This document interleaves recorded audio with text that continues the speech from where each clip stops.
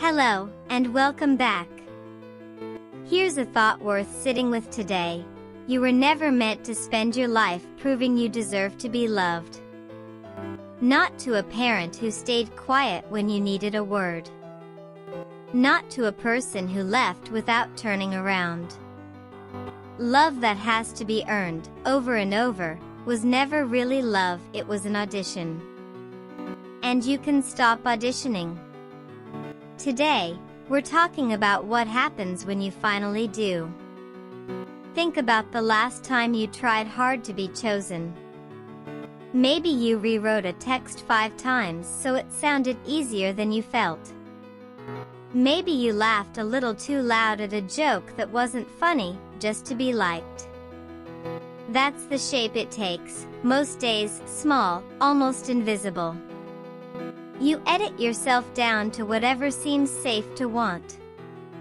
And somewhere in all that editing, the person doing the choosing stops being you. There's a particular kind of tired that comes from waiting to be picked. You watch the group chat for a reply. You wait by the phone for the call that confirms you mattered enough to remember. It's exhausting in a way that doesn't show on the outside. You can look completely fine and still be quietly worn down by it, day after day, wondering when someone will finally decide you're worth the effort. So say it happens. Someone doesn't choose you. A job goes to someone else. A friendship quietly fades. Someone you love chooses someone who isn't you. It hurts, that part is real, and nobody is asking you to pretend otherwise. But here is the part worth remembering. There no is information about them, about timing, about fit. It is not a verdict on what you're worth. Distance tends to make that clearer than closeness ever can. Choosing yourself isn't a slogan you put on a mug. It's smaller than that, and harder. It's turning toward what you actually want instead of what keeps the peace. A sunflower doesn't ask the sun for permission to face it, it just turns, all day, following the light because that's what keeps it alive. You're allowed the same instinct. Not defiance. Just attention, aimed finally at your own life instead of someone else's opinion of it. It shows up in ordinary places first. You go to bed instead of staying up to finish a conversation that was never going anywhere. You make the coffee you actually like, not the one that's easier to explain. You take the walk before anyone's awake to ask where you're going. None of it looks dramatic from the outside. But mornings like that start to feel like yours again, in a way they hadn't for a while. Somewhere in this, you stop over-explaining. You say what you need once, clearly, and you let the sentence stand without 3 apologies stitched to the end of it. That feels cold at first, if you're used to softening everything. It isn't cold.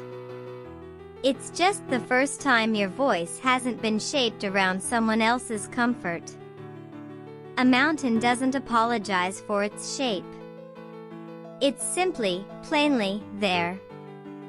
None of this makes the loneliness disappear, and it would be dishonest to promise that it does.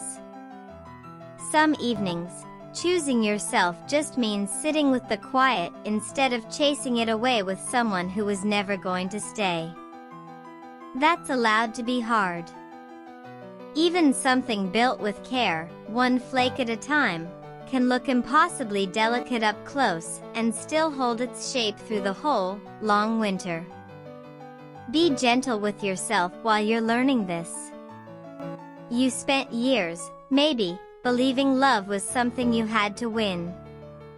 Unlearning that doesn't happen in a weekend, no matter how good the podcast. Some days you'll slip back into old auditions without noticing. That's fine. Notice, and start again. A frost-covered petal isn't weak because the cold got to it first. It's still there in the morning, catching the light.